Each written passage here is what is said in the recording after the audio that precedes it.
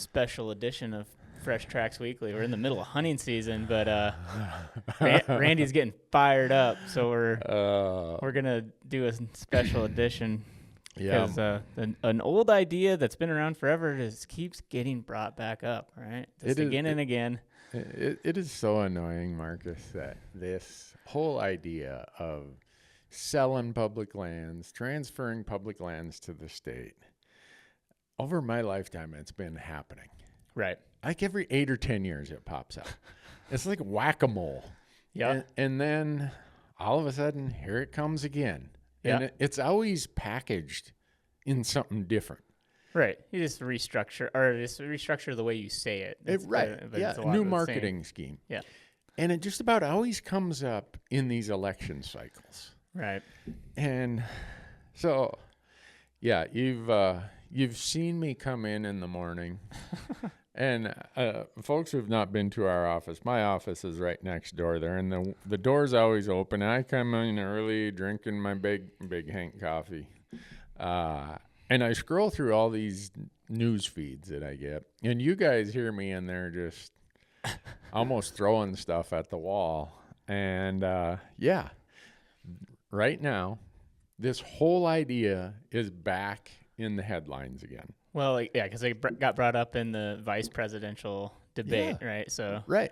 Yeah. So never one to let a crisis go away, you know. These folks, and most of this comes out of Utah. There's some think tanks. I use that term with air quotes. All this stuff comes out of Utah because the party that is promoting all this stuff relies on them for their advice on public land issues.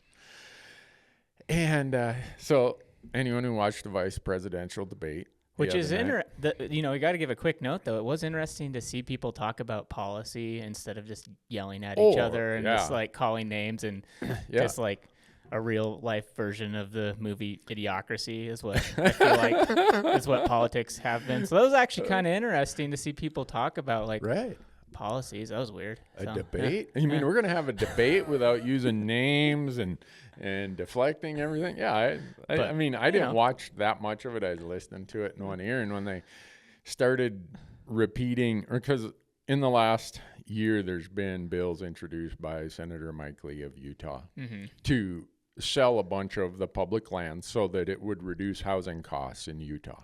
Right. Well, he's had that bill introduced a couple times. It never goes anywhere. Well, now, in that vice presidential debate, J.D. Vance goes on this thing that, you know, the Trump administration would be in favor. I think his term, he said that there's millions of acres of public land that's not national parks, not being used for anything. Yeah. That would be great housing. Yeah. And then so I think, I can't remember the timeline of all this, but so there was like the William Penley Perry, right? He was he was oil and gas guy. Then he was director of the BLM during the Trump administration. And so he was putting out stuff kind of promoting this.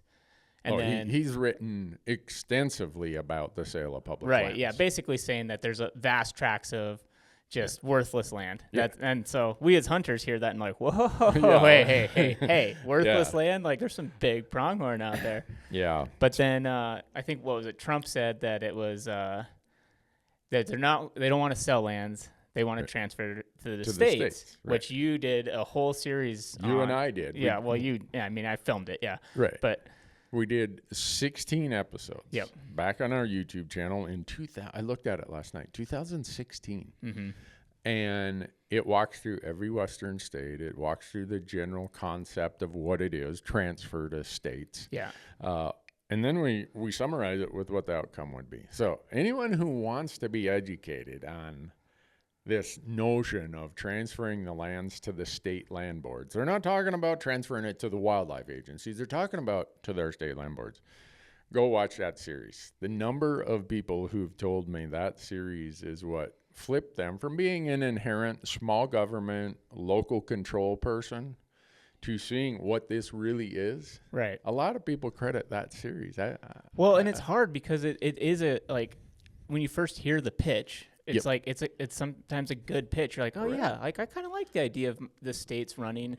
They're running the land or figuring out what to do with this land, and they'll manage it better. And they're closer to the resource and they'll see it. And like, because with a lot of other policies and wildlife and everything, a lot of times we're in favor of local management. Yeah. But in that series, you kind of expose like, well, there's examples of what happens when states get a hold of land, and generally they sell it. They sell it. Yeah.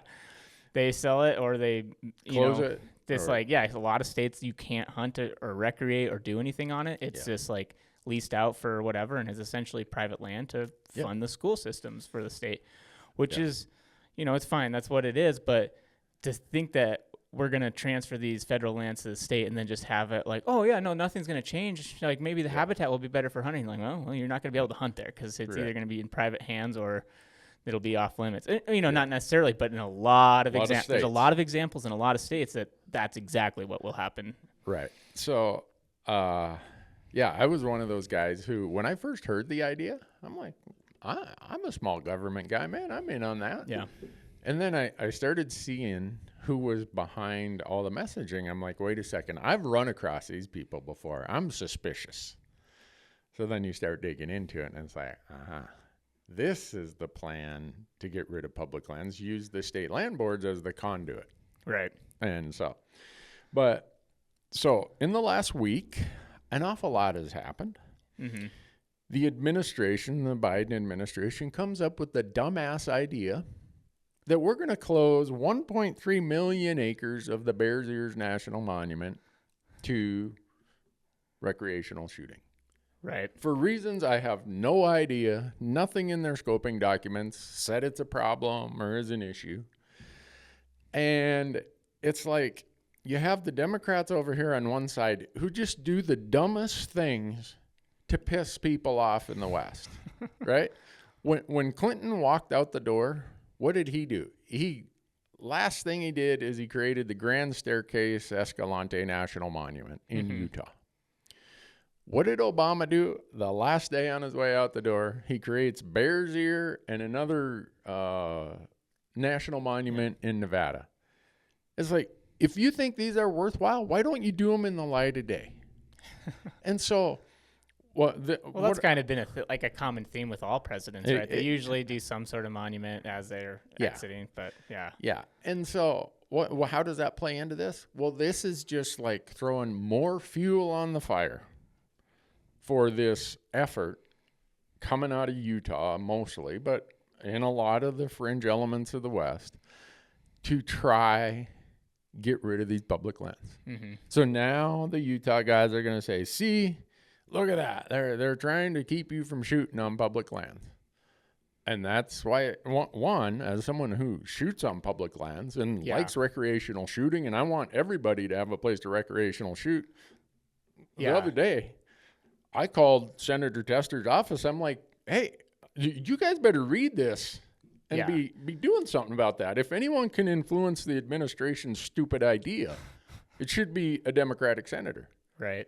Well, and it's just disappointing because, like, a blanket massive closure like that is just, like, I understand, like, I can, understand closing down recreational shooting in certain spots because it gets out of hand. Right. But to do a blanket closure over in a massive area is just like, whoa, easy. Like, what the hell's going on here? Yeah. So that's like, it's insane. So all of this, the reason that I approached you and said, there's too many of these coming together where the dumbasses on both sides are self-identifying.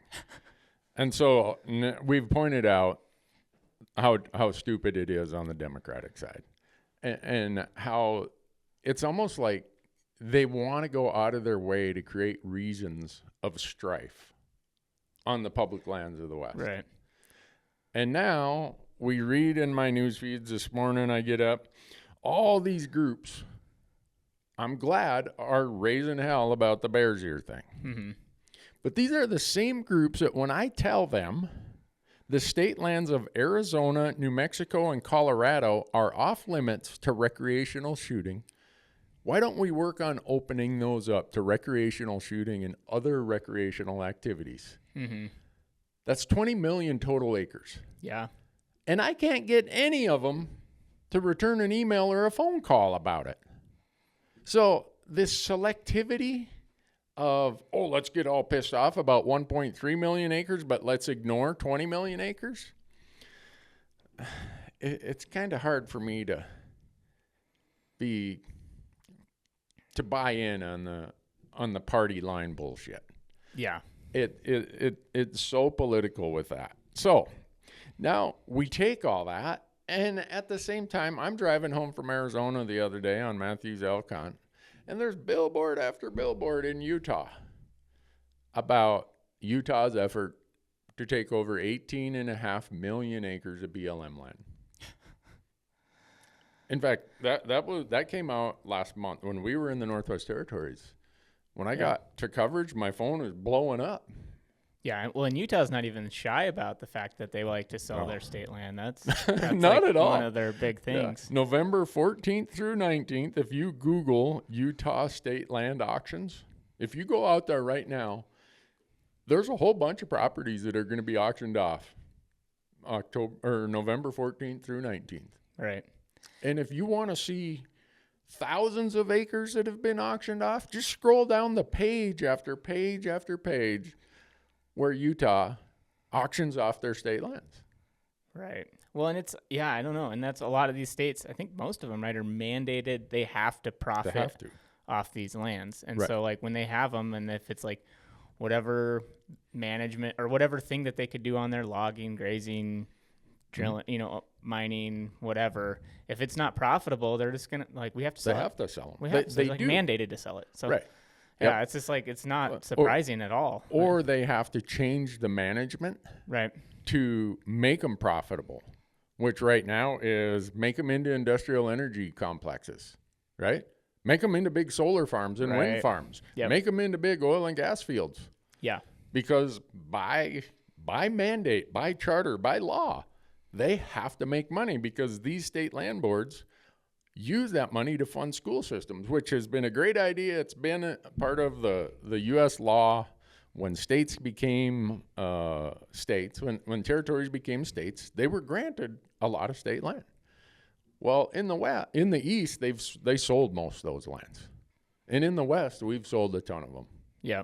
Like Nevada's sold 99% of theirs. Yeah. That's insane. Yeah, and so, like which So this 18.5 million acres, that came up in August. Once we got off the road, David Willem, he's an attorney with National Wildlife Federation. He's been on my Hunt Talk Radio podcast a couple times. I've been on the podcast that he does with Nephi Cole that's called Your Mountain.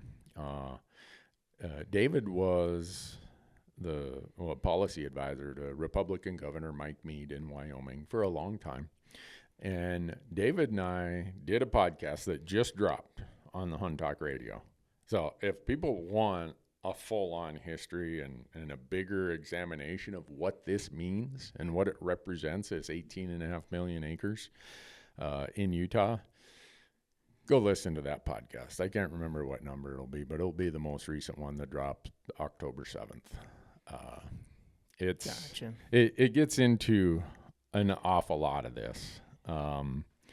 But really what it comes down to, Marcus, is when these ebbs and flows happen, I always say that the public lands of the United States represent the greatest accumulation of undistributed wealth on the planet. Mm-hmm. And that is just too much of a temptation. Oh, yeah. For some people to resist. Well, we talked about wildlife being used as a currency, and public land is most definitely used as a currency. Yeah. And I bounce back a little bit, too, because we started talking about the vice presidential debate. Mm-hmm. And so, because Walz, he kind of like backed up and said was like defending the federal lands and whatever. Mm-hmm. But the Biden administration, and I don't know if Harris would do it as well, probably, but like they had a proposal this not too long ago to use federal land for housing. Yeah. So rather than sell it, they still wanted to put housing on it. And they have plans to develop an insane amount of solar and wind energy on federal lands too, which takes it out of, our hunting resource, our ability to hunt it. Right. And so it's like, okay, so we don't want to sell it, but there's still like this push there's push from both sides to just do away with open space and like these public lands. And I get that it's tempting, and I think so many people look at these areas and they're just like, wow, this is just a wasteland. This is, this is good for nothing. But if we build some houses or we put some solar farms here, it's like, but that's the thing. We as hunters have like been out on those landscapes like first thing in the morning, and you like realize how productive, how cool they are. Like you drive by in the middle of the day and it doesn't look like much, but if you go out there first thing in the morning, like, wow,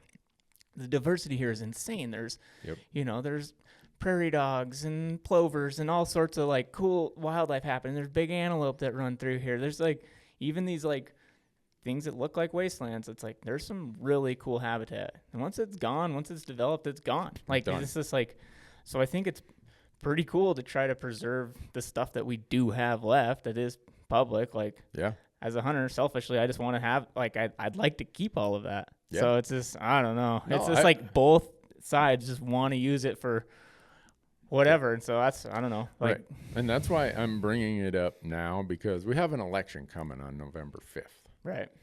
And I know that not everybody prioritizes public land and access and conservation to the same degree I do. But in the West, it usually makes the top 3 or at least the top 5 issues in all polls for a majority of people in the Rocky Mountains, of voters in the Rocky Mountains. And so I get that someone's going to say, no, taxes are more important for me, or whatever the issue is. Oh, for sure. Yeah. But I think our job is to cut through the political bullshit, call it out on either side. Yeah. So that people know. And regardless of what the election outcome is, that's not the only time you engage in this. Mm-hmm. I mean, you know how I feel about voting. We, in this building, in this office, election day is a paid holiday. And everybody better vote if you work here, because we give you the day off. It's that important to me. But I hope we also provide the example that that's not the only time you engage to advocate for public lands and conservation and all the things that you were just talking about that makes these lands so amazing. And I think that's one of the things we run into is a lot of people just think, well, I voted and it doesn't matter, or, I was the lesser of two evils, or, if you voted for this person and you call them, the odds are they're going to listen to you more than the person who voted against them. Right. So I tell people, if it's a person you voted for, you have even more leverage. You have more reason to engage. And a lot of people think that minds are made up and that's the end of it. Here's kind of how this works on the public land issue. The Republicans, we've talked about all the problems with the Democrats. So let's talk about some of these Republican issues, right? Mm-hmm. The Montana Republican Party has it in their plank. I just went and looked at it last night. I quote, one of the planks in the Montana Republican Party is relinquishing federal managed public lands to the state. Yep. Even though every poll says in Montana, that's an unfavorable position by a 3-1 margin. 75% of Montanans dislike that. Yeah, it's insane that in Montana or Wyoming or whatever, that would still be somebody's stance. Yeah. But it is. It is. And it's crazy to me. Yeah. So when we look at that, here's how it kind of unfolds on the national level. So we have a candidate, Tim Sheehy, and everyone says Montana is going to be the place where the Senate race gets solved this year. Well, he comes out of the gate saying, yeah, we should should transfer the public lands to the states. And realizes where he's at. Yeah. And then he's like, oh my God, what did I just say? Well, and I'm not trying to defend him, and I've asked, his people to have him on my podcast. Yeah. And right now, since he's got a small lead, they're hiding him from everybody. There's not a national news source or anybody who's going to get an interview with Tim Sheehy right now. He's just going to run out the clock until the election. I see his photo in my mailbox every single day. Yeah. My God. But so how is it that a guy who probably likes to hunt and fish, probably has, some different ideas on public land that are different than Utah. Well, here's how it works. If you don't really know the issue and you're running as a national candidate, you get these groups of consultants brought to you by your party to say, here's the position on the issue. Here are the talking points. Mm-hmm. So where do the Republicans get their dumbass talking points on public lands? They get them from that supposed think tank operations in Utah. Uh-huh. So when one of his friends, who happens to be a friend of mine, called me and said, Randy, man, Tim, he just really, I don't think he really understood what he's walking into. You got to wait. Any advice? My first advice was, you know what? If you're running in Montana, don't get your advice on public lands from people in Utah. Even though every Utah hunter I talk to hates these proposals that come out of Utah. Yeah. Pretty much every Utah citizen I talk to hates those proposals. For whatever reason, that's like the hotbed. That's where the root is buried the deepest. And it's like dandelions that pop up in neighboring states. So that's how it happens. And so if you have a candidate who isn't really versed in this and doesn't have a strong connection to public lands, they defer to what the national party tells them. Right. And what does the national party on the Republican side say? Well, the default is let's get rid of them. Right. But then he, backpedals, right? After when he realizes how many locals get fired up after saying that. But my worry is okay, so say he does get elected. Mm-hmm. What's he going to do when it actually comes down to when he has to vote on something and all of the pressure from all the other states and senators? What's going to happen? Well, where is he going to vote? Well, and that's the scary part, right? Because that idea is still in his head. You don't have to look very far. Yeah. I mean, and you can look on either side, because here's how the 100-member Senate works.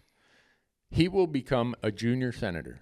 He will be the least tenured senator, along with maybe whoever gets elected in West Virginia to take that seat. So he and one or two other people will be like the water boy. That's where he's going to be in priority in the Senate. And so when his party leadership says, Mr. Sheehy, here's what we need for a vote, that's where he's voting. That's just the way that's going to be. Yeah. That's how it works. And the same, if you have a junior senator on the Democrat side and Chuck Schumer says, hey, we need your vote on this gun issue, that junior senator's voting the way the boss tells him. Either he's not going to get any committee assignments, he's not going to get anything. So that's how this works. Yeah. So it's disappointing, but that's just the system that. Yeah. So to your question, what does that mean? Well, it certainly means that Montanans who have, if there's any state that's shown the tendencies to vote a split ticket, in other words, on this one I might vote R, on this one I might vote D. Montana historically has been that way, getting less and less so, where we have more just straight party voters. But I think that's a valid question for Montanans to ask. Yeah. If this is what you say, maybe it's not a reflection of your true position, okay? Let's maybe say that's not the case. You just took advice from somebody. But what it does show is you're disconnected to the issue through the eyes of how Montanans see it. Right. And if you're disconnected to it, how are you going to go to Washington, D.C. and advocate for the way Montanans see it? Right.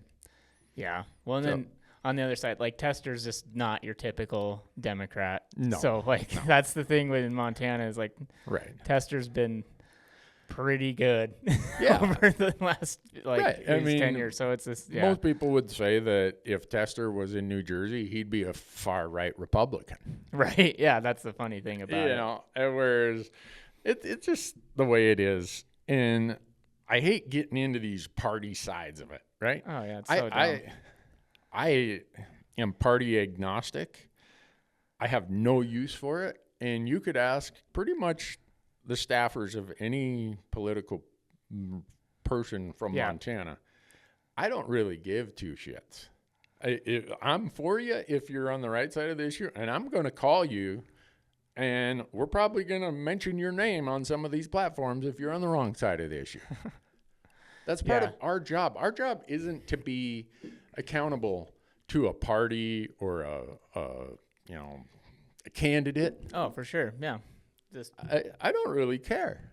All I care about is the people know the background of this, because I do think people trust us and rely on us in their busy lives.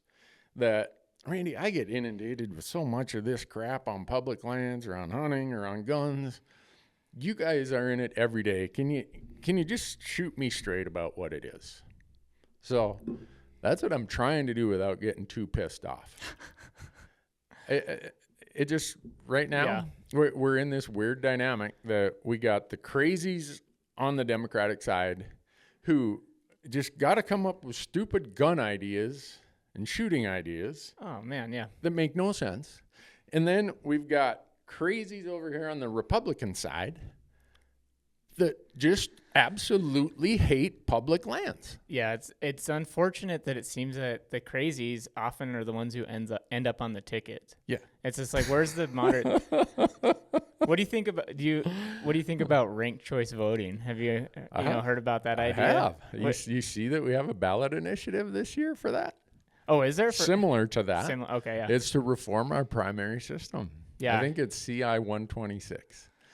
And I hate ballot initiatives because our country was founded as a representative republic, right? Mm-hmm. Not as a true democracy where the majority can just wipe out the rights of the minority.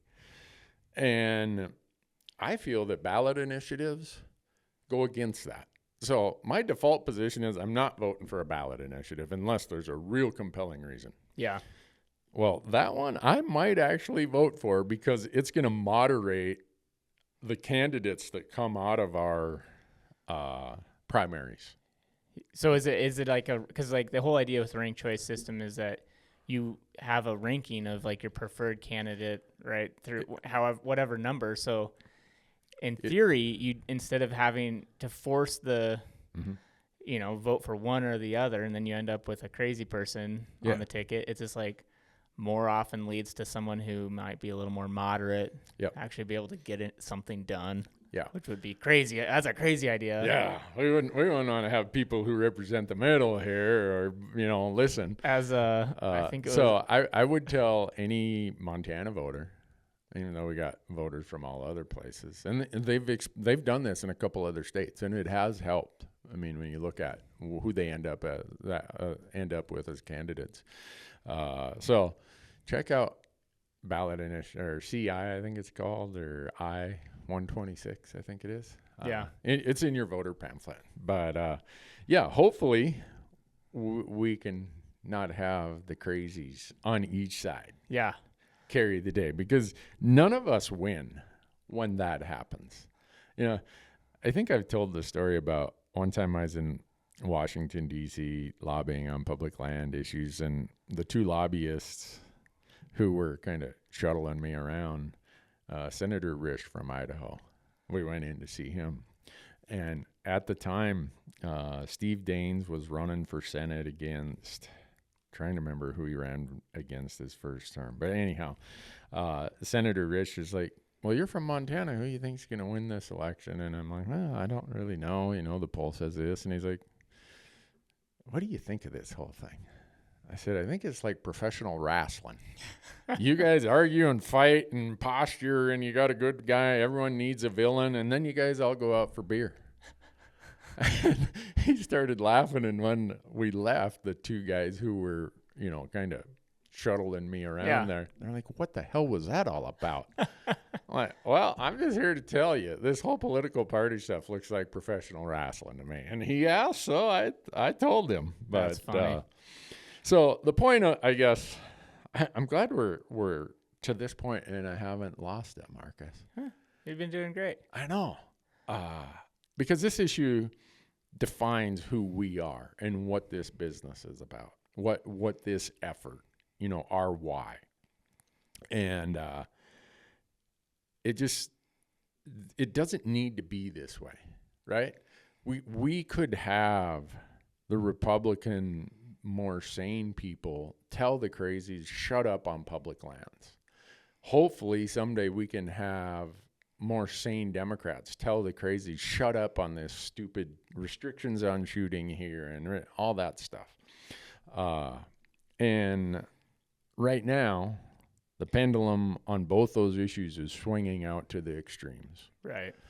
And I'm sure our audience is like, well, who the hell do I even vote for then? Yeah.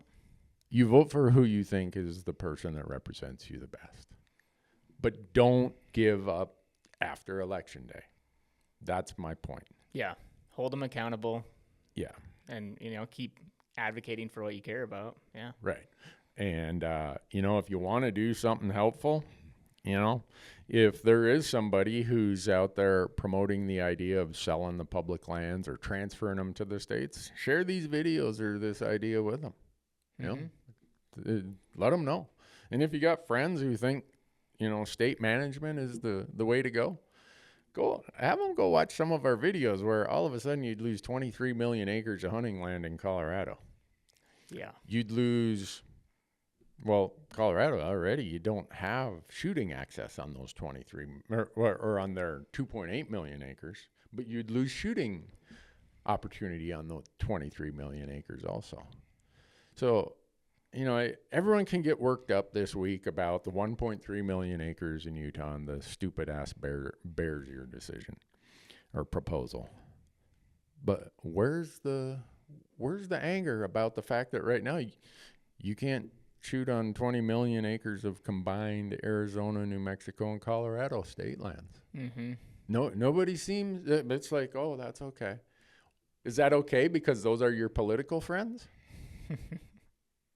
And your political friends want to transfer the Colorado federal lands to the state of Colorado. You're going to lose 23 million acres of public shooting ground and public hunting ground and camping and hiking. And we could go on and on about this stuff. And that's what we did in that video series. Mm-hmm. And that's why we do podcasts on this stuff regularly. And, I'm glad that people are pushing back on the Bears Ear shooting restriction. I mean, I am, and I see it on other platforms. But let's not just focus on that because it came from a Democrat. Yeah. If we really wanted to in the hunting space, and I'm talking to you groups, and you groups know who I'm talking about because you all got emails and phone calls from me in the last day. If our national groups, our critter groups have already said, we don't want these public lands gone. But we got national groups who say they represent us on shooting issues. They are completely silent when it comes to these things about state lands and state transfer and selling the public lands. But yet they want to make a big ass stink about, and they should, about 1.3 million acres. Right. But they aren't worried about 20 million acres of state land we can't shoot on. They aren't worried about hundreds of millions of acres we'd lose shooting on if state transfer happened. They're out there picking the dandelions out of their front lawn while the house is burning down is what they're doing. And now I'm probably going to get some phone calls and email returns from them. I'm not going to use their names, but they know who the hell I'm talking about. Because they all heard from me. It's like, where are you guys on this stuff? You guys, these groups could shut down this craziness about selling the public lands and everything else tomorrow, but they won't. And some of them say, well, we need better management. You damn right we need better federal land management. And so I tell them, look, guys, I'm a trustee. I am, Marcus. I'm a trustee of a trust that has a lot of property. Mm-hmm. So imagine if as trustee, I said, our property manager there, they just aren't doing a good job. I'm just going to give this damn building away. That's in effect what Congress is saying and what politicians are saying. Yeah. They're saying we aren't willing to do the hard work to properly manage, to create productive landscapes, to manage fire, all these things. They're like, no, let's just use this as an excuse to sell these lands. Well, if I, as a trustee, went and told my beneficiaries, the property manager wasn't doing a very good job, so I just gave your buildings away. That's the equivalent of what Congress is doing by not addressing proper land management. And if we would take all this energy that we fight over about selling it or transferring it to the states and use that energy to push hard for better land management, we'd be better off. The wildlife would be better off. The forests would be better off. The grasslands would be better off. But evidently, no one has the stomach for the hard work that's going to require. But, I like it. That was a good dissertation right there. It's a good thing I only had 1 cup of coffee today. Yeah, not too terrible fired up, but just fired up enough. Anyhow, vote, people. Yep. I don't care who you vote for, just vote. Millions of Americans have died so you can vote. And if you don't vote on November 5th, just unsubscribe, don't watch, don't listen, don't anything. Because if you don't vote and then you're upset about something, you're a sniveler and a whiner. So, it's a great call to action. Vote. All right. All right, Margaret. Sorry. Well, thanks, Randy. That was great. We made it.